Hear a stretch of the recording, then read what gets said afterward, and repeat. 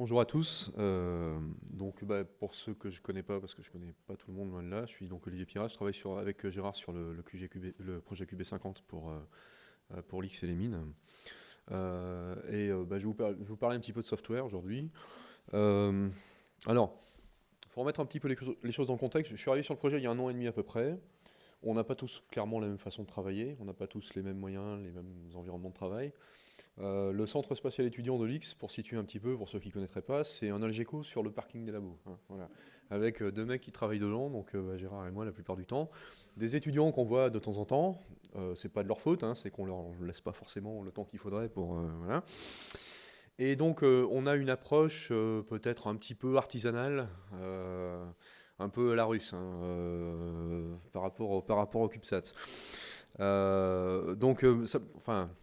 Dans les années, je sais pas, 60-70, il y avait les Homebrew Computer Clubs, les premiers clubs d'informatique avec tous les vieux geeks de l'époque qui sont devenus des gens célèbres et reconnus maintenant. C'était une bande d'hurluberlus qui se retrouvait comme ça dans les amphis le soir après les cours ou dans des locaux communaux, etc. Et qui partageaient leurs rêves d'informatique, d'ordinateur, de software, etc. Et moi, ça me fait un petit peu penser à ça. Même si derrière, on a quand même les structures du CNES, on a quand même tout un tas de... Enfin, on a les universités qui poussent, etc. Mais on est quand même encore un petit peu entre nous. Et clairement, moi, c'est ce qui me plaît vraiment là-dedans, dans ce genre de choses-là. On peut encore faire des choses intéressantes, on a encore le loisir d'inventer des trucs, de tester des choses, en sachant qu'on va réussir, on va se débrouiller pour que ça marche à la fin. Mais voilà, ça a un côté assez sympathique, et j'espère que ça va durer encore quelques années, parce que le jour où ça va s'arrêter, il sera trop tard pour connaître ça, pour prendre le train en marche. Et c'est pas souvent qu'il y a des périodes comme ça où on peut vraiment inventer des trucs et se faire un peu plaisir. Donc, pour moi, c'est un des aspects vraiment très intéressants. Je vais vous parler de ça, je vais vous parler principalement de mon retour d'expérience à moi. Comme je le disais tout à l'heure, on n'a pas tous forcément les mêmes méthodes de travail, les mêmes façons de travailler. Donc je compte sur vous, peut-être, j'espère qu'on va pouvoir échanger un petit peu, je pense sans doute avec les gens d'IGOSAT, sans doute, bon. Je vais vous dire un petit peu ce qu'on a fait, je vais vous dire comment ça s'est passé, quels ont été nos objectifs au départ, et puis quels sont principalement les problèmes qu'on a rencontrés, et puis qui reviennent assez régulièrement. Euh, le but, si vous voulez, du software, de l'ordinateur de vol, c'est de faire vivre l'électronique. Clairement, si vous êtes responsable du software, vous êtes responsable du bon déroulement du plan de mission. Donc, en fait, vous allez devoir attaquer de front et vous intéresser à tous les problèmes qui n'intéressent pas dire personne, mais pas grand monde, quoi, quand même. Quand vous parlez à des gens, quand j'ai parlé à mes parents, pour prendre un exemple concret du projet QB50, quand j'ai commencé à parler de soft, pourtant avec moi ils ont l'habitude, mais la première question qui est venue, c'est oui, c'était rapport au contrôle d'attitude. Le contrôle d'attitude, vous aurez toujours des gens qui vont être capables de vous en parler, qui vont vouloir lancer le débat. Si vous commencez à lancer n'importe qui ici sur les filtres de Kalman, sur l'intégration continue, sur la lecture des capteurs, etc., il y aura toujours des gens qui vont rendre un avis, qui auront des choses à vous dire. Si vous commencez à parler de systèmes, de microprocesseurs, de microcontrôleurs, de modèles événementiels, etc., là, par contre, il n'y a plus grand monde tout de suite. J'ai peut-être pas eu de chance, il y en a sans doute parmi vous qui sont très intéressés par ce genre de sujet. Mais globalement, votre plus grand problème quand vous faites ce genre de choses-là, c'est pas les difficultés techniques, c'est la solitude. Non, mais c'est vrai. C'est difficile de pouvoir échanger de façon constructive des idées avec des gens sans que ça devienne un débat d'opinion. Il faut identifier ces gens-là, quoi, vraiment. Et ça, c'est chaud. Vraiment, c'est chaud. Donc, heureusement, Gérard est là et on a des débats passionnés des après-midi durant à la GECO. Mais voilà, dans la liste des objectifs, pour revenir un petit peu quand même le logiciel de vol, il fait quoi? Effectivement, il fait du contrôle d'attitude, mais il ne fait pas que ça. Il collecte les données scientifiques, il va lire les capteurs, il va gérer tous les aspects télécommunications, commandes reçues du sol, télémétrie renvoyée au sol, etc. Il va gérer tous les aspects système du satellite, tout ce qui va être bilan de consommation d'énergie, des choses qu'il faut faire. À un moment, il faut que quelqu'un le fasse. Comme le disait quelqu'un tout à l'heure, c'est un sale boulot, mais il faut que quelqu'un le fasse. Voilà. Alors bon, C'est pas des choses qu'on achète sur une étagère chez les Chinois. Il n'y a rien à faire. À un moment, il faut que les composants se parlent entre eux, il faut écrire des choses en mémoire, et clairement, il n'y a que les gus comme moi et quelques-uns d'entre vous que ça intéresse. C'est bien dommage parce que c'est franchement un sujet qui est passionnant. Donc du coup, alors déjà pourquoi je pense qu'il y a quand même... il y a une perception des problématiques logicielles qui sont un peu faussées. Depuis les années 80, on se traîne des mecs qui nous disent ouais, le logiciel c'est de l'algo. C'est archi faux. Archi faux. Ouais, ok, le logiciel c'est de l'algo. Mais la complexité algorithmique sur un nanosat, c'est quoi? À part le pilotage de l'instrumentation éventuellement, qui peut présenter certains challenges, mais il n'y a rien de compliqué dans l'algo sur un nanosat. Ce qui est compliqué, c'est vous prenez, alors je suis désolé, j'ai pas le slide ici, mais vous prenez la doc de votre processeur, de votre plateforme, vous regardez le schéma d'archi, vous voyez en tout petit, 2% de la surface, effectivement, ce qu'on appelait dans les vieux livres de fac, l'unité arithmétique et logique, donc le cœur du processeur, tout ce qu'il y a autour, c'est ça qui est intéressant. C'est les périphériques. C'est comment vous allez parler à vos mémoires, c'est comment vous allez faire vos transferts de données, comment vous allez communiquer avec le reste du monde. Et le vrai challenge, les vraies difficultés, elles sont là. Et oui, je vous écoute. Oui. Oui. Non, pas du tout. Non. Nous, on pourra rentrer dans les détails après, mais on n'est pas obligé de faire de l'assembleur. Bas niveau, ça ne veut pas dire qu'on fait de l'assembleur. Hein. Mais ça veut dire que malgré tout, en ayant une vision qui est assez haute sur les fonctionnalités du satellite et de ce qu'il doit faire, Oui. vous posez des problématiques de communication entre la mémoire et l'unité de calcul. Tout à fait. D'accord, ok. Des problématiques de bande passante. Est-ce qu'on aura assez de bande passante sur le bus SPI, par exemple, pour aller écrire dans la mémoire en même temps qu'on essaie, je ne sais pas moi, d'aller lire sur des capteurs. Ce genre de choses-là.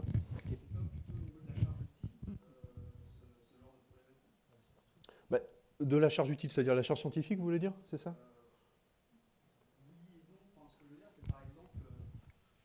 Je suis content que ça parte comme ça, j'avais peur d'être le seul à Par parler. exemple, si je programme un logiciel de vol sur une plateforme ARM, typiquement, oui. avec un composant que j'achète sur étagère, Oui. est-ce que, par exemple, pour la gestion de consommation de mes sous-systèmes, je vais avoir besoin de me proposer des problématiques de communication entre mon cœur processeur et ma mémoire? Comment vous allez évaluer votre consommation d'énergie? En général, vous allez lire des capteurs, vous allez mesurer vos tensions de batterie, vous allez mesurer vos consommés, etc. Pour faire ça, et c'est justement sur ce genre de points qu'il faut entrer dans le détail, vous allez quoi? Vous allez avoir des convertisseurs analogiques numériques qui vont mesurer des tensions, hein, un peu aux 4 points du système. Il faut leur parler à ces machins-là. Ces trucs-là, ils peuvent être embarqués sur le microcontrôleur, c'est souvent le cas. Maintenant, les microcontrôleurs modernes embarquent une palanquée d'ADC, de périphériques diverses, où ils peuvent être déportés ailleurs sur la carte, ou voire sur d'autres cartes. Donc effectivement, il y a des problématiques de communication. Nous, on passe sur un bus SPI, vous avez peut-être de l'I2C, j'en sais rien. Bon, ces choses-là, il faut les faire et il faut bien les faire. Il faut bien les faire parce que, allez-y, je vous écoute. Du coup, à quel moment est-ce que vous vous posez ces problématiques Au début, au tout début de la conception? La première question qu'ont posé les étudiants en arrivant, c'est est-ce qu'on peut faire plusieurs choses en même temps? Alors, déjà, dans la formulation de la question, ils étaient à l'ouest. Je veux dire, clairement, quand vous devez parler à, je ne sais pas, une quinzaine de senseurs différents, que vous devez recevoir les commandes du sol, que vous devez gérer votre GPS, votre charge, etc., vous devez faire plusieurs choses en même temps. Donc déjà, la première chose à faire, c'est de partir, de définir le modèle qu'on veut utiliser. Est-ce qu'on part plutôt sur un modèle traditionnel, algorithmique, où on découpe le temps hein, en quantum fixe, vraiment, où on a pendant tant de millisecondes, on fait ça, qui est l'approche un peu traditionnelle, ou est-ce qu'on part plutôt sur un modèle événementiel, c'est le modèle qu'on a choisi ici. Si on part sur un modèle événementiel, il faut bien le faire. Il faut parler interruption, il faut utiliser le DMA, faut rentrer dans le cœur du truc. Et ça, j'espère que parmi vous et dans vos projets, ça se passe bien à ce niveau-là. Je vous assure que de mon côté, ça c'est la compréhension. Enfin, en général, la réaction, c'est des billets, quoi. Hein. Les mecs vous regardent comme ça. Ouais, mais moi j'ai fait un peu de Java et un peu de Python, quoi. Voilà, ça s'arrête là. Et c'est pas, je suis un peu méchant avec eux. C'est pas une critique sur leur qualité propre en tant... C'est des gens qui sont brillants. C'est un plaisir de travailler avec des gens comme ça. Mais c'est juste des gens qui ne sont pas formés à ça qu'on a eu, nous. Voilà. Donc, j'ai été un peu rassuré tout à l'heure quand j'ai parlé à Marco, on parlait sur Igosat. Là, bon, là clairement, au niveau support étudiant et support même externe, c'est des gens qui ont de l'expérience dans l'embarqué, qui ont de l'expérience dans les systèmes temps réel. Et les problématiques de système temps réel, ça n'a rien à voir avec des problématiques d'algo traditionnelles. Voilà, il faut un petit peu d'expérience pour faire ça. Moi, l'expérience, j'en avais un petit peu avant, j'en ai acquis beaucoup pendant la durée du projet. Mais c'est un piège. Identifier les bonnes personnes et comprendre les problématiques, c'est vraiment la première étape déjà pour savoir où aller sur ce genre de système-là. Ouais. Donc, bon, on parlait du détail des communications, c'est un aspect en particulier. Il y en a plein d'autres, mais globalement, vous devez connaître votre plateforme. C'est-à-dire votre plateforme, que ce soit votre plateforme logicielle, votre plateforme matérielle, que vous ayez tout fait vous-même, que vous l'ayez acheté chez Easys ou ailleurs, vous devez savoir comment ça marche. Vous devez savoir comment ça marche parce que on va vous donner des guidelines qui vont être plus ou moins bonnes. Et vous allez forcément, fatalement, à un moment, tomber dans un cas qui n'est pas prévu, parce que vous avez un matériel particulier qui fonctionne d'une certaine façon, et il va falloir adapter votre comportement au fonctionnement de ce matériel. Vous devez connaître votre plateforme. Vous devez savoir comment marche un microprocesseur, au moins dans les grandes lignes, mais si ce n'est dans le détail. Vous devez savoir comment marche un microprocesseur moderne, pas un bidule qui date d'il y a 30 ans. Vous devez savoir comment exploiter à fond les ressources qui sont proposées par votre microcontrôleur actuellement. Et ça, c'est un problème. Vous savez, la génération Arduino, vous connaissez tous l'Arduino, je pense. C'est donc le petit truc embarqué là, avec un Atmel, je sais pas quoi, dessus. C'est bien, ça permet de clignoter des LED, ça permet de se sensibiliser à certains trucs. Mais vous prenez n'importe quel exemple sur le web un peu compliqué, c'est des exemples de ce qu'il ne faut pas faire. C'est des mecs qui vont, je suis désolé, je vais rentrer dans les détails précis, mais qui vont aller lire en boucle sur des registres pour attendre qu'une opération se termine. C'est des mecs qui vont jamais savoir ce que c'est qu'une interruption comme machin. Il faut vraiment dépasser, transcender, sortir de ce minimum local, si vous voulez, au fond duquel repose l'idée que le gros problème, c'est un problème algorithmique. Il faut déborder de ça. Et il faut vraiment faire comprendre que les problèmes, ils sont autour de ça. Et je pense que c'est pas une difficulté technique, là, pour le coup. C'est plus c'est une question plus de gestion de projet, une question vraiment de comprendre un petit peu les tenants et les aboutissants du système. Prenez n'importe quel système. J'aime pas les raccourcis à 2 francs 6 sous, mais vous savez, prenez une voiture. Une voiture, c'est pas 4 moteurs avec une roue fixée solidairement à chaque axe du moteur. Ça marche pas comme ça, c'est plus compliqué que ça. Et les gens, ça les intéresse pas de savoir comment ça marche. Eux, ce qu'ils veulent, c'est conduire confortablement. Mais là, c'est pareil, quoi. Vous avez... sur un système informatique comme un CubeSat, il y a des choses à faire. Il y a un truc qui est assez fondamental, c'est de découpler les entrées-sorties du cœur du système. Pour reprendre l'analogie avec la voiture, parce que finalement, c'est pas si débile que ça, si vous avez 4 moteurs et 4 roues qui sont fixés sur votre bagnole, au premier nid de poule, vous allez péter un arbre. Ça va se casser. Ça marchera pas. À la première vibration, ça ne marchera plus. Sur un système comme ça, comme nos petits CubeSat ici, vous allez avoir un peu le même genre de choses. Vous ne pouvez pas être rigide par rapport à vos entrées-sorties. Je ne sais pas si c'est bien de dire ça, en fait, mais vous pouvez... vous êtes obligé d'avoir un buffer à un moment. Vous êtes obligé d'avoir un système de ressort mécanique, comme les amortisseurs d'une voiture, qui vont vous permettre de découpler un petit peu le cœur, c'est-à-dire le cœur du fonctionnement du système, de son environnement physique immédiat.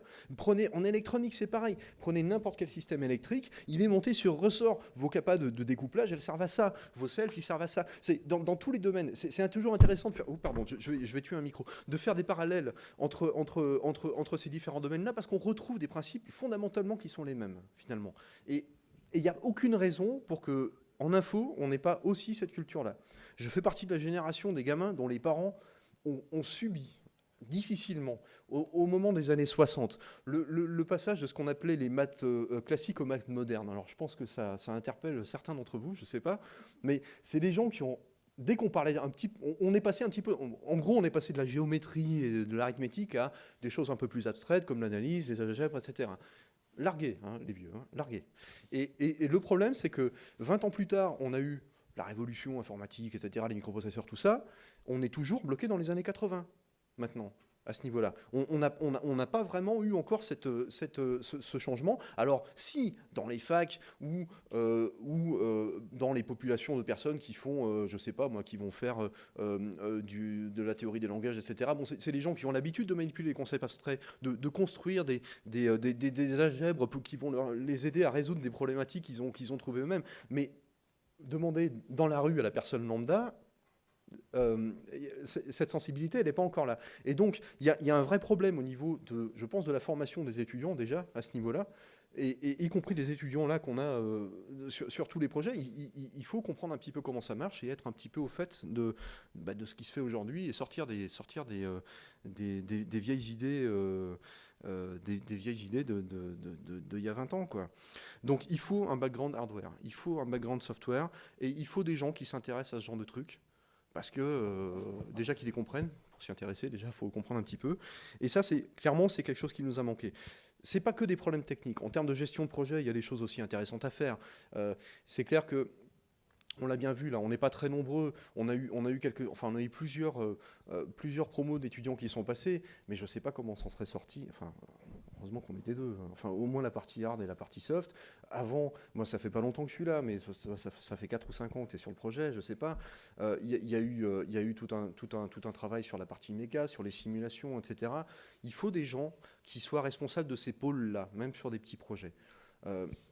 Il faut une communication en fait claire entre ces gens-là, et enfin, dans notre cas c'était bien, mais malheureusement c'est pas forcément toujours évident.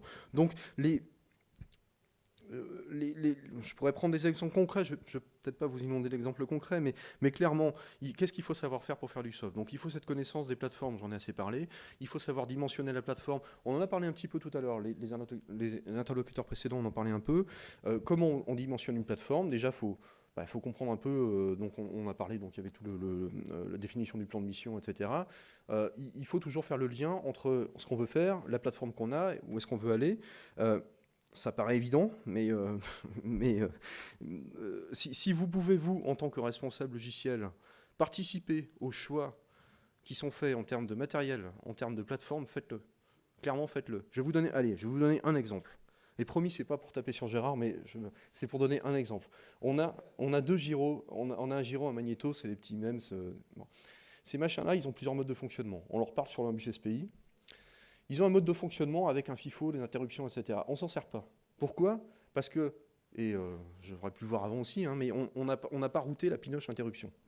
Moi, je préférerais que le truc, il m'envoie des interruptions régulièrement et qu'il me dise coucou, j'ai ça à te donner, et voilà. Et c'est trop dommage. Donc du coup, on a un super système asynchrone avec des machins qui se parlent dans tous les sens, une belle state machine au milieu qui ordonnance tout, c'est nickel. Mais ce machin-là, il faut qu'on fasse du polling, quoi. Il faut qu'on aille régulièrement demander coucou, t'as quoi, coucou, t'as quoi. C'est pas possible. Voilà. Et des choses comme ça, je veux dire, si on avait. Non, mais c'est vrai, moi, la prochaine fois, je la ferai plus, cette erreur-là. Je le verrai tout de suite, parce que c'est le premier truc que je vais checker. Enfin, voilà. Donc, cette cohérence-là, elle vient, je pense, avec l'expérience, avec la pratique. Et c'est bien pour ça que les gens du soft, les gens du hard se parlent, et que les gens qui sont responsables aussi de la partie expérience scientifique parlent aussi. Il faut vraiment de la communication, et il faut qu'à un moment, régulièrement, peut-être tous les mois, les 2 ou 3 personnes qui sont vraiment au cœur de chaque pôle échangent, vraiment. Pas faire des réunions sans fin qui ne servent pas à grand-chose, mais ça peut durer 2 heures et c'est suffisant. Donc voilà. Enfin, vous allez me dire que je bloque un peu sur ce genre de problématique-là. C'est plus de la frustration que de la colère, parce que clairement, on a enfin franchement, on a tous de super trucs et on est content de l'avoir fait. On a tous participé de près à la réalisation de ce genre de choses-là, et il faut aussi apprendre un petit peu de ce genre de petites erreurs-là, et puis pour que la fois suivante, ça se passe mieux. Maintenant, en termes vraiment de logiciel et de développement hardware, vous devez avoir, oui, il faut les compétences habituelles, il faut savoir modéliser un peu. Alors, on parlait de modélisation de systèmes asynchrones tout à l'heure, mais c'est clair que les microcontrôleurs maintenant sont tellement puissants qu'on n'est plus du tout, donc on n'est plus du tout dans de l'assembleur où on peut très bien faire l'objet. Nous, on est parti sur du C++. Il était même question de partir sur du C# à une époque. C'est pour vous dire qu'avec toute la grosse couche Microsoft en dessous, eh bien, donc on fait de l'objet, ça c'est clair, d'une façon ou d'une autre. Donc on peut faire des modèles objets on peut très bien allier le fait de faire des modèles objets, d'avoir une vision assez abstraite du système, et en même temps être collé aux réalités très techniques qui sont liées à la mission, jusqu'à aller piloter des actuateurs ou lire des capteurs, quoi. Bon, en termes de modélisation, il y a des choses à faire. En termes de protocole de communication, il y a plein de trucs à faire intéressants aussi. Je ne sais pas ce qu'utilisent les différents projets. Nous, on est parti sur la X25. C'est super intéressant. Je ne connaissais pas avant, honnêtement. Il y a des... Bon, ça pose des challenges. Chaque solution, de toute façon, amène son lot de contraintes et d'avantages. C'est aussi des choses intéressantes qu'il faut intégrer un petit peu dans ce mélange-là. Donc bien sûr, je l'ai dit, mais je le répète quand même, connaître sa plateforme, c'est indispensable, et savoir l'exploiter correctement. C'est vraiment, à mon avis, c'est vraiment les problématiques principales. C'est très technique. Quand on a ce genre de discours, on passe pour un espèce de mécanicien avec sa clé à molette qui a absolument aucune capacité d'abstraction, et voilà. Mais il y a des gens que ça intéresse, et je veux bien, moi, avoir ce rôle-là si ça peut faire avancer les choses. Et c'est trop bête que des projets de CubeSat foirent simplement parce qu'on s'y est pris 2 mois avant pour se dire, bah tiens, au fait, au niveau software, qu'est-ce qu'on fait, quoi. Il y a vraiment besoin de compétences à ce niveau-là. Et on voit des projets qui sont peut-être pas très bien engagés en ce moment à cause de ça, justement. Un autre point qui est peut-être important, c'est maîtriser le processus. On a un mode de développement un peu particulier. Sur QB50, on a un peu tout fait. C'est-à-dire qu'on est parti des cartes électroniques, donc Gérard a fait toutes les lecs. On a fait même donc les structures, on en parlait tout à l'heure, la fameuse structure de l'aluminium. Au niveau du soft, on est parti quasiment de zéro. Alors bon, c'est du boulot, mais notre truc, on le maîtrise complètement. S'il faut changer une carte, bon, on espère que ce ne sera pas le cas, mais s'il faut changer une carte 2 semaines avant la date de livraison, on est peut-être capable de le faire. Ce qui serait peut-être pas forcément possible si on était parti sur des solutions intégrées qu'on ne maîtrise pas complètement. Maîtrise du process de A à Z, c'est quand même sympa. À 2, c'est dur. À plusieurs, à mon avis, c'est jouable. Et en termes de compétences nécessaires, bon, ben là, je pense que j'ai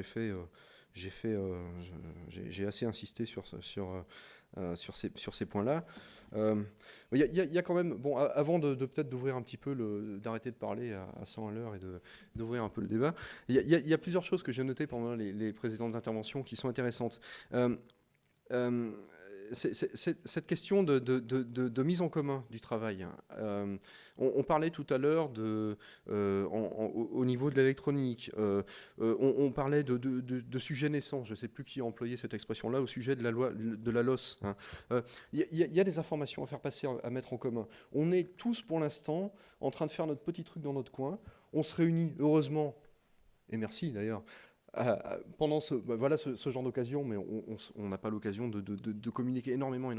Il y a un énorme boulot de communication à faire et de synthèse de l'information, de travail sur les acquis, d'échange et de mise en commun d'informations. On peut, à mon avis, ça c'est un avis perso, mais on peut faire un petit parallèle avec ce qui s'est passé dans le monde open source, ce qui se passe dans le monde open source depuis 10 ou 15 ans, où on a des logiciels maintenant, Gérard prenait l'exemple de KiCad tout à l'heure, mais il y en a plein, qui sont d'un niveau excellent et qui ont été développés de façon complètement diffuse un peu partout. Et je pense qu'au niveau des CubeSat, il y a une inspiration à prendre là-dedans. Il ne faut pas suivre ce modèle-là forcément exactement, mais ça peut être intéressant et c'est peut-être quelque chose qu'il faut souligner. Au niveau de la formation, bon, manifestement, c'est pas le cas pour tout le monde, mais je pense qu'il y a quand même, la formation temps réel, c'est une spécialisation. C'est dommage que ce soit une spécialisation. C'est dommage qu'il faille arriver à Bac+3, Bac+4 pour voir des gens qui commencent à se spécialiser dans le système temps réel, alors que nous, on a des étudiants qui sont du niveau Bac+1, Bac+2, qui sortent de prépa. qui ont l'habitude de faire des maths, mais qui n'ont pas vraiment, de contact avec la réalité. Parce que là, on est dans le système, on est vraiment dans le système temps réel. À partir du moment où on parle de modèle événementiel, on est dans le système temps réel. Voilà, et donc peut-être, donc voilà, cet aspect communication, standardisation, il y a des choses qui peuvent se dégager de ce genre de réunion-là, même si tous les intervenants ne sont pas forcément très organisés et forcément super intéressants. Mais il y a peut-être un dernier point. Tout à l'heure, on parlait de sous-traiter l'électronique. Forcément, j'ai pas pu m'empêcher de me dire que parti comme c'est, dans 20 ans, on sous-traite le soft. Si vous sous-traitez l'électronique, si vous sous-traitez le soft, il reste, enfin, je veux dire, il faut faire des satellites un peu européens, un peu français. Enfin, si c'est les Chinois qui nous font nos satellites dans 20 ans et que nous on fait que le truc expérience, bon, c'est bien, mais enfin, voilà. Je pense que garder aussi un peu la maîtrise sur la chaîne de A à Z, ça peut être aussi intéressant et ça fait partie du savoir-faire qui sont entretenus par les gardiens du temple comme Gérard et d'autres personnes. Voilà. Donc c'est un peu fouillis, hein, je suis désolé, c'était très rapide. Maintenant, peut-être qu'on peut échanger un petit peu sur vos expériences à vous. On n'a forcément pas les mêmes expériences. On n'a pas travaillé dans le même genre d'environnement. Donc, je peux répondre, si vous le voulez, aux questions précises, techniques qui concernent QB50. Je ne pense pas que ça soit vraiment l'objet ici. Le but, c'était plutôt qu'on échange.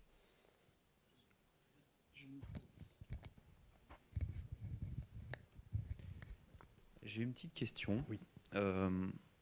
Si on te demandait aujourd'hui de pouvoir télécharger un nouveau logiciel de vol sur XCubeSat et SpaceCube, est-ce que c'est quelque chose qui te demanderait beaucoup de travail? De moins en moins. De moins en moins. Je ne suis pas sûr que ça sera fait. Mais c'est envisagé ou... Non, honnêtement, c'est complètement... Oui, idéalement, ça serait faisable, mais il nous reste encore pas mal de taf et on n'aura pas... Mais oui, clairement, c'est envisageable et clairement, je sais exactement comment je le ferai. D'accord. Et tu y avais pensé quand tu as fait ton architecture logicielle au départ? C'était pas prévu au départ. C'était pas prévu au départ. L'idée, ce serait, dans cette éventualité, c'est pas de reflasher le soft du CPU. C'est de faire une state machine, simplement. Mais si on fait de faire une machine, une stack machine, hein, prenez la JVM, hein, on va pas mettre une JVM sur un CubeSat, hein, mais s'inspirer un peu de ce genre de système-là. Le problème, c'est que... Et ça, en fait, je vais vous dire, ça vient de la DCS. On s'est rendu compte au niveau de la DCS que nous, le soft de l'ordinateur de bord, on pouvait le faire dans notre coin, il n'y avait pas de problème. La DCS, c'est vraiment le point sur lequel les étudiants peuvent avancer. Le problème, c'est que les étudiants, si on les met en ligne de commande, sur un Linux, sur GCC, et qu'on leur dit qu'il faut brancher le bitonio là pour download, ils vont partir en courant. Les miens en tout cas, les vôtres je sais pas, mais les miens, ouais. Bon, je veux bien prendre la responsabilité de casser du sucre sur nos étudiants pour tout le monde, mais voilà. Et le problème, c'est qu'à un moment, on s'est dit comment on peut faire. Si on voulait avoir une plateforme, pas une plateforme de test, mais si on voulait faire évoluer au fil du retour d'expérience, même pendant la mission, si on se rend compte qu'il y a des choses qu'on a mal comprises, qu'on a mal faites, ou des erreurs idiotes qu'on a faites, on a tous la hantise d'une erreur de signe. Je pense que... Hein, voilà. Comment on peut corriger ça? Et donc l'idée, c'est effectivement d'avoir, au moins sur la partie ADCS, un système semi-interprété qu'on puisse modifier en vol. Mais pour faire ça, ça veut dire qu'il faut faire un compilateur, parce qu'il faut le décrire. Je veux dire, l'algo de la DCS, quel que soit le langage, il faut le décrire. Ça peut être du MATLAB, ça peut être du C++, ça peut être du DISP, ça peut être n'importe quoi, il faut le décrire. Donc cette description-là, formelle, vraiment quasiment mathématique du comportement, il faut pouvoir l'envoyer, et surtout dans un format qui soit dense, parce qu'on n'a pas forcément une bande passante énorme en upload. Donc voilà, il y a tout un tas de contraintes techniques qui sont d'ailleurs super intéressantes, et en termes de compilation, c'est très intéressant. Et d'exécution aussi. Je veux dire, la machine virtuelle, dans ce genre de truc-là, c'est 3% de la charge de boulot. Le boulot, il est dans le compilateur. Voilà.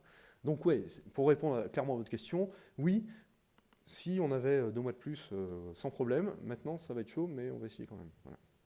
Et j'ai une autre question, c'est comment est-ce que tu as validé ton logiciel de vol? Alors, la validation du logiciel de vol. C'est une question intéressante parce que... Ça attaque le problème du fantasme de la conception logicielle, où on part traditionnellement de spécifications qui sont complètement rigides et on ment tout au long de la réalisation pour faire croire aux responsables ou aux gens qui donnent des sous qu'on est proche des spécifications, etc. Tout à l'heure, on a parlé de cycle itératif de développement. On est exactement là-dedans. La réalité, c'est ça. Tous les softs maintenant qui sont développés, c'est des cycles itératifs. Vous n'avez jamais remarqué que tous les softs ont des numéros de version qui finissent jamais.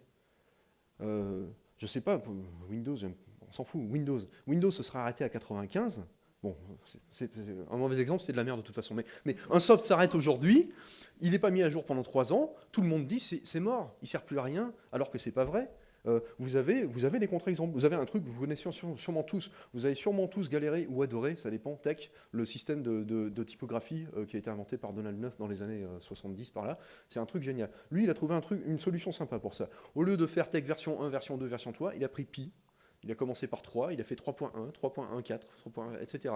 Et donc, il tend vers la perfection dans son numéro 2. Et moi, je trouve ça génial. Voilà, ça c'est vraiment... Et du coup, personne ne fait gaffe que TeX, il n'y a pas une nouvelle version qui sort tous les ans. Voilà. Donc, au niveau du soft, effectivement, le développement itératif, je pense que c'est intéressant. Il faut savoir un petit peu où on va. Mais pour revenir précisément à votre question, il y a quand même des spécifications au départ, ne serait-ce que dans le plan de mission. Nous, on a un plan de mission, on a l'approche top-bottom, dont on parlait un petit peu tout à l'heure. Nous, pauvres mécaniciens à clé molette, on part du dessous, d'accord ? On construit le système. À un moment, il faut que les deux visions se rejoignent. Je vous ai parlé rapidement de state machine tout à l'heure. Ça devrait déjà... Je veux dire, le plan de mission, on peut l'exprimer sous la forme d'une machine à état. Faites un graphe, ok ? Différents modes de fonctionnement du satellite, quels sont les événements qui font que ça passe d'un l'un à l'autre ? Vous tombez sur une state machine. Là, pour répondre plus précisément à votre question, la vérification, elle se fait là. Quand les deux se rejoignent. C'est-à-dire quand on arrive à formaliser la prose du plan de mission et à élever un petit peu, et à abstraire un petit peu, les aspects bits and bytes vraiment du logiciel, et le croisement se fait là et la vérification se fait là. Et ce que je vous dis là, c'est pas si loin, c'est pas du fantasme. Hein. On est vraiment en train de faire ça là pour l'instant.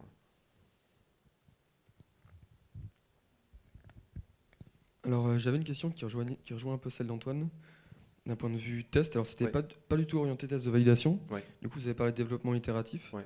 Ma question, c'était plutôt d'un point de vue test unitaire et test d'intégration, communication au bord-sol, par exemple. Est-ce que vous avez mis en place des outils au sol alors ça, pour valider ça c'est vrai que j'ai oublié d'en parler. En arrivant, j'ai passé à peu près un mois, à chercher quelle serait parce qu'on n'a pas parlé du choix des plateformes, justement, alors tout ce qui est développement, test unitaire, intégration, etc. Bon. Moi, je suis plutôt Unix au départ, hein. Pas forcément Linux. Unix au départ et depuis avant Linux, hein, vous savez clairement. Et le truc, c'est que j'ai l'habitude que la sortie d'un programme, ça soit l'entrée d'un autre. J'ai l'habitude d'automatiser les machins. Le dernier truc que je veux, c'est un programme qui me dit, qui fait son boulot, peut-être super bien, qui m'ouvre une fenêtre en me disant j'ai fini, puis qui me regarde en rigolant comme ça. Non, moi, l'information qui me sort, je vais pouvoir la rentrer ailleurs. Et donc, l'intégration automatique, c'est exactement ça. Quand on fait des tests unitaires, qu'on a des systèmes comme BuildBot, LoadRunner, il y en a plein de systèmes plus ou moins open source qui permettent de faire ce genre de choses-là, c'est effectivement pouvoir, à chaque fois qu'un mec fait une modif dans un coin du programme, rebuilder automatiquement, lancer une série de tests automatiquement. J'ai passé du temps au début à faire ça, j'ai passé un mois à me bercer d'illusions. Je le dis sans amertume, hein, c'est plus pour la boutade qu'autre chose, en me disant, voilà, je venais avant de boîtes où on avait tous bossé comme ça, on était 15 ou 20 sur un projet à bosser, on était sur Git, on était sur machin, et je me suis dit, ça va se passer comme ça avec les étudiants, ça va être génial, tout le monde va être content. Je leur ai fait voir 3 lignes de commande de Git, ils ont fait oulala, enfin bon voilà, il a fallu merger des conflits, ça a été la catastrophe, donc on a arrêté tout ça. Donc du coup, en termes d'intégration continue, on en a, mais on doit le savoir. Enfin voilà,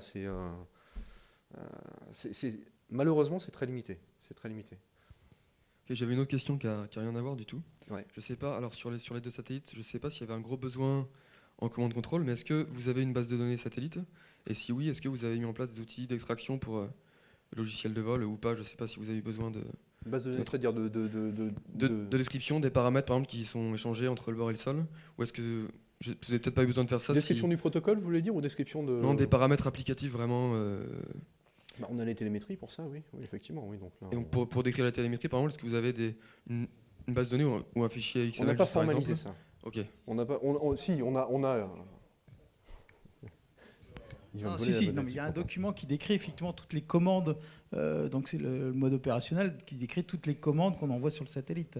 Je dirais, c'est pas fait comme ça au hasard, comme Non, malgré mais tout. c'est pas du tout l'idée que je Voilà. voulais faire passer. Mais tout à l'heure, on parlait de schéma XML, de DTD, etc. On n'en est pas là non plus. Tu vois, on est un peu entre les deux, quoi. Non, XML, bon, les étudiants, quand à un moment donné, il y avait des étudiants d'un UT d'hydro, là, du côté de Porte de Pantin, là, 19e, ouais. qui travaillait, il y avait un prof qui était effectivement, qui avait essayé de lancer effectivement un description XML, qui en avait fait toute, je dirais, vanter ça. Mais bon, le problème, c'est que ça n'a pas été jusqu'au bout, parce que les étudiants, ils changent tous les ans, et puis le prof, entre-temps, il est parti à la retraite. Donc, ça n'a pas été jusque-là. Non, mais puis, la question aussi, au niveau du protocole de test, on teste tout avec la station sol, directement intégrée. Donc, on teste via la radio. Le satellite, il est en permanence. Aujourd'hui, il fonctionne depuis pratiquement, il est on depuis 6 mois. Hein.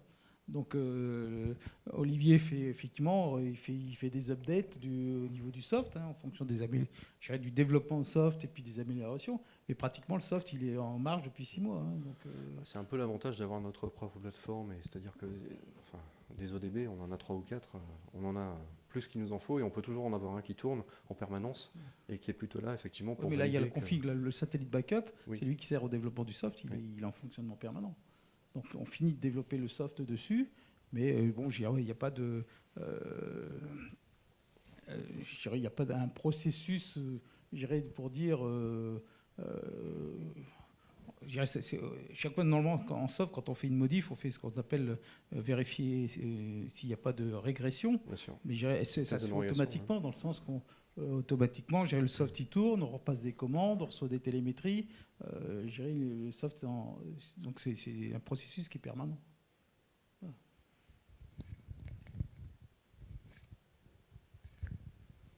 Et comment tu as envisagé de valider le logiciel SCAO? Joker. Je laisse la parole Est-ce que à vous Gérard. avez, je sais, je connais un peu la réponse, mais est-ce que vous avez quand même réfléchi un minimum, au moins ce qu'il faudrait, ou si vous n'avez pas eu les moyens, mais On a un algo qui doit marcher, de base. Gérard, il ne croit pas du tout. Moi, ma solution, j'ai un plan B. La solution, c'est ce dont je parlais tout à l'heure. Maintenant, est-ce que ce sera réalisable dans les délais? J'en sais rien. de faire un interpréteur, là, c'est ça? Non.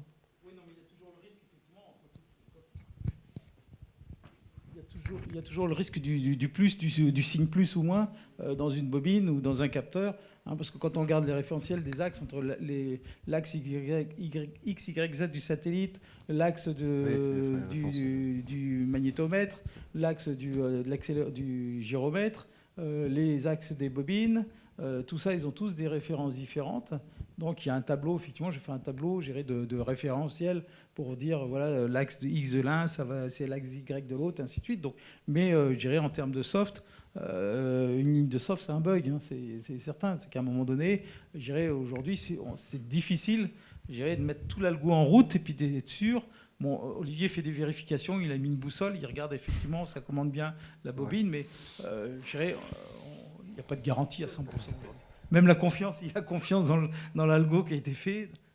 Non, j'ai pas une confiance aveugle, mais je pense qu'on peut récupérer quand même.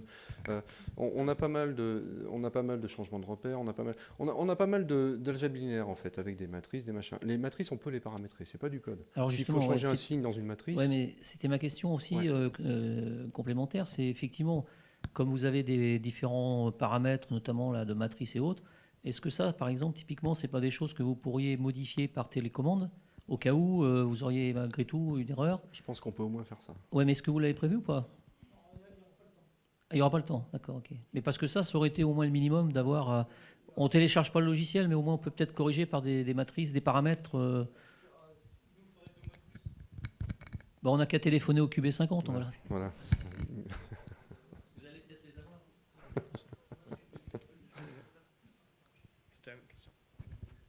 Oui, je vais revenir à la question de robustesse. Oui. Et je demande, est-ce que vous pouvez me dire comment vous avez validé la robustesse de code au niveau de communication entre l'ordinateur de bord et la SCAO? Entre l'ordinateur de bord et la DCS, là on est parti sur un système qui est super simple en fait. Hein. Donc la robustesse, en fait l'idée c'est Je de demande partir aussi les outils que vous avez utilisés. Non, les outils qu'on a utilisés, on n'a pas utilisé d'outils si vous voulez. On a fait des tests. des tests qu'on essaie de faire de façon la plus systématique possible. Et effectivement, quand on a des problématiques... La communication entre deux cartes, par exemple, puisqu'on a deux cartes séparées, hein, là, on se retrouve sur des... c'est pas les mêmes problématiques que la communication radio. On risque pas de perdre, on a quand même peu de chances de perdre un signal entre deux cartes sur un bus de données. Donc on part sur des choses qui ressemblent plus à ce qu'on trouve dans le domaine de TCP/IP, etc. C'est-à-dire que chaque tram a un identifiant, une taille, un checksum, etc. Donc on essaie de rendre le protocole de communication robuste. Et on espère qu'en ayant cette robustesse au niveau du protocole, on aura globalement un système robuste de communication entre les deux. Mais aussi, lorsqu'on est dans la phase de programmation, on doit valider le code. Au niveau, par exemple, de SCAO. Oui.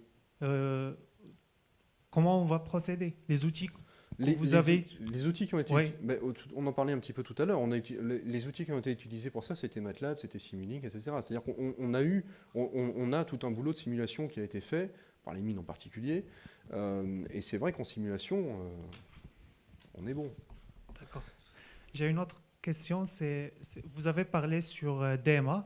Oui. Est-ce qu'il n'y a pas un problème au niveau d'adressage lorsqu'on est dans les 32 bits?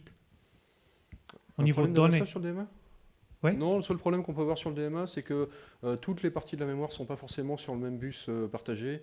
Donc, il y a certaines sur l'ARM, vous êtes sur le même pros que nous, peut-être sur un ARM ou un STM quelque chose, non? ARM7, oui. Oui, STM 32F4. Ouais, c'est ça, on est sur le même pros. Donc sur ce pros-là, effectivement, il y a une zone de 16 kilooctets, par exemple. Je ne sais plus comment elle s'appelle, je ne l'ai plus en tête, mais qu'on utilise, nous, plutôt pour la pile, parce qu'on ne peut pas faire de gros transferts DMA dessus. Donc c'est super, parce qu'elle a son bus, elle est toute seule. Pour tout ce qui est variable locale, pile, ça va très bien. Mais pour tout ce qui est transfert DMA, on utilise plutôt le reste de la mémoire. Donc oui, il faut faire gaffe un petit peu. Ça soit au niveau du linker, c'est au niveau de la configuration du linker, du script du linker. On peut dire, voilà, telle section est différente et a une adresse mémoire différente, et donc on va pas utiliser les transferts DMA sur cette section-là. Et ça marche très bien, ça. Donc on n'aura pas de problème au niveau de la pile, c'est ça? Non, la pile, je veux dire, la pile et le heap sont séparés dans deux zones de mémoire complètement différentes. Et même au niveau du pros, physiquement, c'est pas dans les mêmes cellules de mémoire.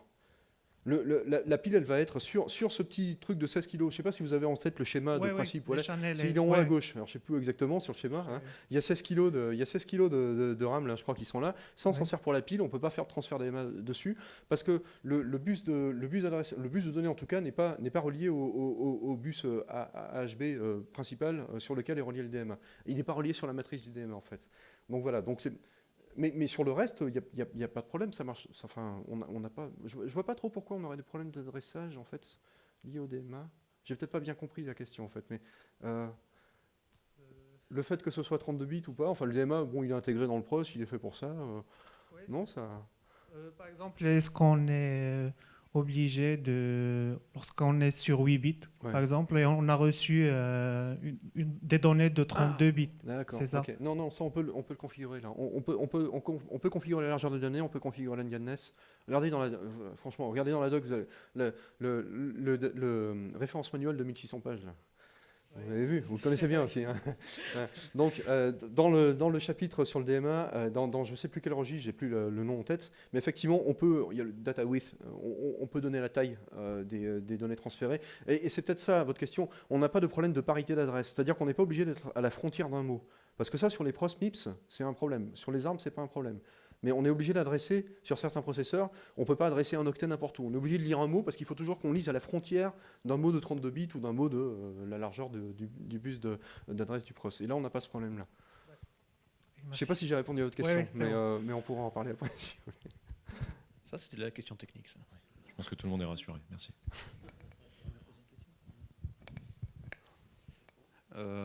Sur ISAT, on nous pose des questions sur la robustesse du calculateur vis-à-vis des SEU, par exemple. Est-ce que c'est quelque chose que tu as pris en compte? Pas du tout. Et si oui, j'ai aucune compétence dans ce domaine. Je préfère le dire clairement. Donc moi, ce que j'ai fait, c'est faire ce que je peux en soft, c'est-à-dire faire en sorte que si on a un latch-up, on redémarre dans le dernier mode connu, etc. Et je ne peux pas aller plus loin que ça, si tu veux. Parce que clairement, c'est aussi un des challenges et un des intérêts de ce genre de projet-là, c'est qu'on prend... je veux dire, quand on a parlé la première fois avec Gérard, le premier truc que j'ai fait, c'est que j'ai cherché sur eBay une carte de dev STM32. Hein. Et c'est la même qu'on a, enfin c'est le même pros qu'on a. Je veux dire, on prend des trucs qui sont off the shelf et c'est pas du tout. Mais je veux dire, tu as quand même des mécanismes, des watchdogs ou ce genre de choses qui permettent de redémarrer en cas de. Tout ce qu'on peut faire en soft, ça a été fait en termes de robustesse, pour ce genre de problème hardware qu'on peut difficilement gérer en soft, on le fait du mieux que le soft, enfin, ou en tout cas que le processeur nous permet de le faire. Oui, ça c'est sûr.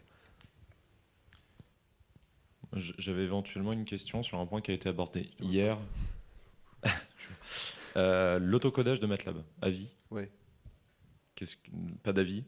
Pas vraiment? Bah, l'autocodage, moi je suis un peu comme quand Gérard parlait d'autoroutage tout à l'heure. Mais c'est pas vrai. En fait, je suis pas aussi. J'ai pas mal bossé sur les compilateurs avant. Dans une autre vie. Donc effectivement, j'ai plutôt confiance dans les techniques de compilation et je pense qu'un compilateur, ça peut bien marcher et il n'y a aucune raison pour que ça marche moins bien sur MATLAB que sur autre chose. Parce qu'en fait, c'est ça finalement.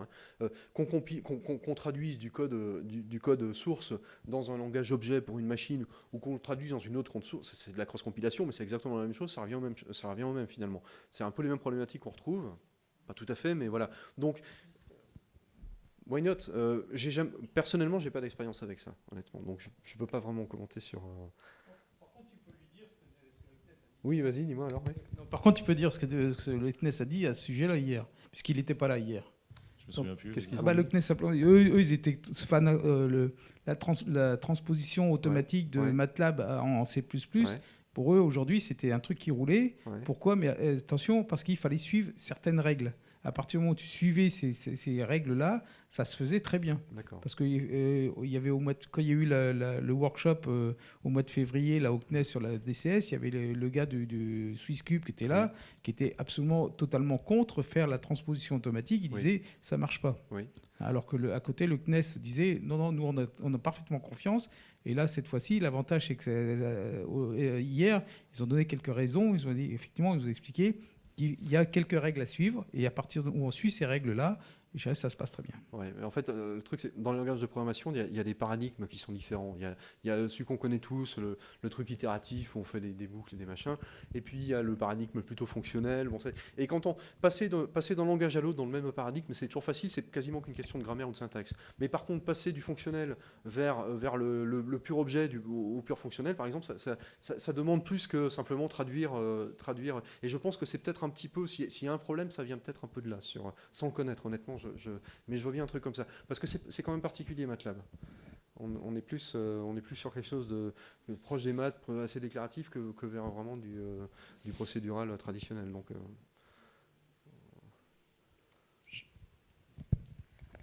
pour avoir un peu une vision un peu plus système et pour revenir aussi côté architecture hardware d'ordinateur de bord, est-ce que vous avez prévu dans QB50, enfin j'ai pas très bien suivi, mais une redondance par exemple, est-ce que c'est utile? Ça serait sûrement utile. Toujours utile, mais, est-ce que ça va se faire ça sera pas implémenté effectivement. Une redondance au niveau logiciel ou au niveau hardware, vous voulez dire? Peut-être au niveau plus hardware en fait. Si jamais il y en a un qui plante, au moins peut-être l'autre qui prendra le relevé en fait. C'est tout ce que je peux vous dire à ce sujet. J'aurais une question, moi, qui suis pas du tout expert là-dedans, vis-à-vis du fait que ce soit du logiciel en temps réel. Est-ce que vous avez prévu des bilans de calcul, un genre de consommation, un budget calcul qui permettent de rester justement dans le temps réel, et si oui, comment on procède? Il faut voir ce qu'on appelle temps réel. C'est vrai que c'est moi qui en ai parlé tout à l'heure et il faut que je précise un petit peu. Les contraintes qu'on a en termes de temps sur QB50, c'est de l'ordre de la seconde, quoi. On n'est pas dans le vrai temps réel.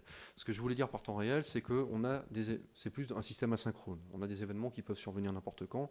Une télécommande qui vient du sol, on ne peut pas lui dire « rappelle-moi tout à l'heure, je vais faire autre chose ». Et on est obligé de la traiter.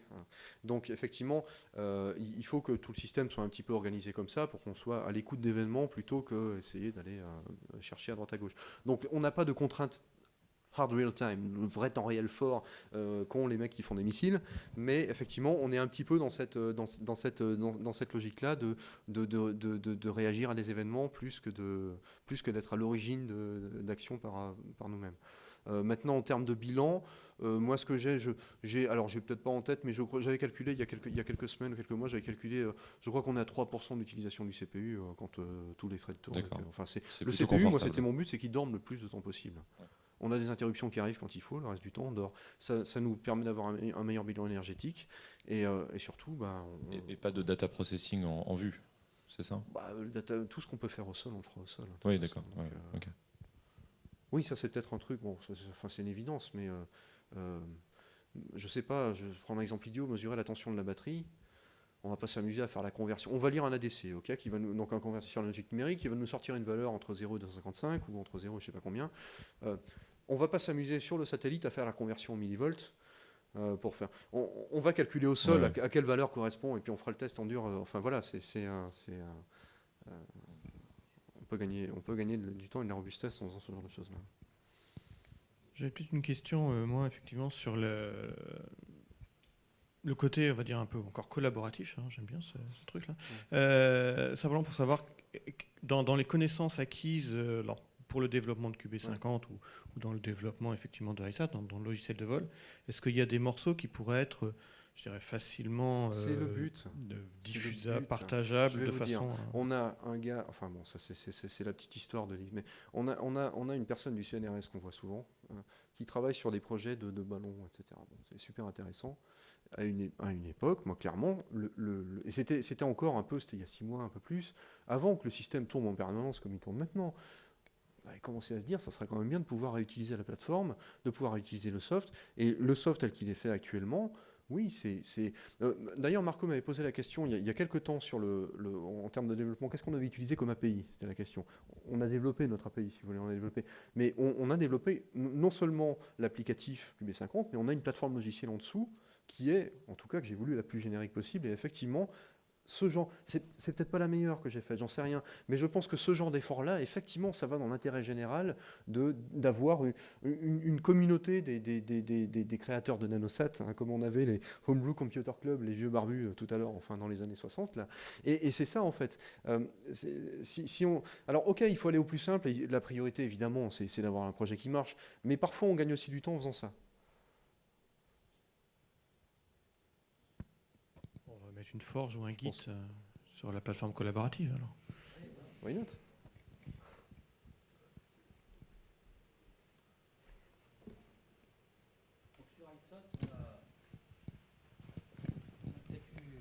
On a peut-être eu une démarche un peu différente. Ouais. En fait, on utilise un autre processeur qui est le ARM9 que tu vas bientôt connaître, le Zinc. Ouais. Et dessus, on y a mis un hyperviseur qui a été développé là, par une spin-off espagnole sous contrat CNES. Et donc ça permet aussi de faire abstraction un peu de ce que tu disais, un peu du hardware et du partage des ressources hardware. Donc tu peux partitionner comme ça tes ressources et donner un espace à chacun pour développer son application. Donc ça permet de ne pas toujours avoir à repenser toutes les couches de base. Je schématise. Et ça, par exemple, on est en train de le mettre en place sur ISAT, sur ce processeur ARM9. Là. Oui. Et ça, c'est typiquement ceux qui vont utiliser ce genre de processeur, parce que l'hyperviseur, il ne tourne pas forcément sur tous les processeurs aujourd'hui. Mais en l'occurrence, ils l'ont porté sur le ARM9. Donc, c'est de la valeur ajoutée sur ce genre de projet. Et voilà. Donc ça, typiquement, si vous utilisez ce genre de processeur, ça peut être utilisé. Ouais. Et ça vous enlève quand même une épine du pied de l'ensemble des couches de base, quoi, on va dire. Ok. Est-ce qu'il y a d'autres questions? Je suis désolé, j'ai tendance à être un peu fouillis au début, puis ça se calme ensuite. Mais là...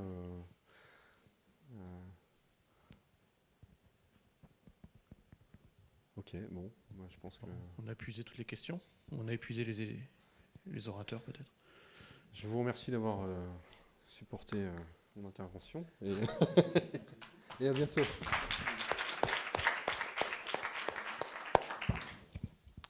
Bon, la bonne nouvelle, c'est qu'on a rattrapé notre retard. Donc voilà qui clôt la deuxième journée du workshop. On espère que ça vous a plu. Et puis donc on a un petit pot de clôture disponible pour ceux qui sont encore là. Alain souhaite dire quelque chose apparemment. Bon, je voudrais quand même remercier Paris Diderot et surtout Marco et Hubert d'avoir organisé ce workshop. Faut aussi remercier Clémence et Philippe. Voilà. Qui sont dehors. Voilà. Donc oui, tu as raison. Ouais.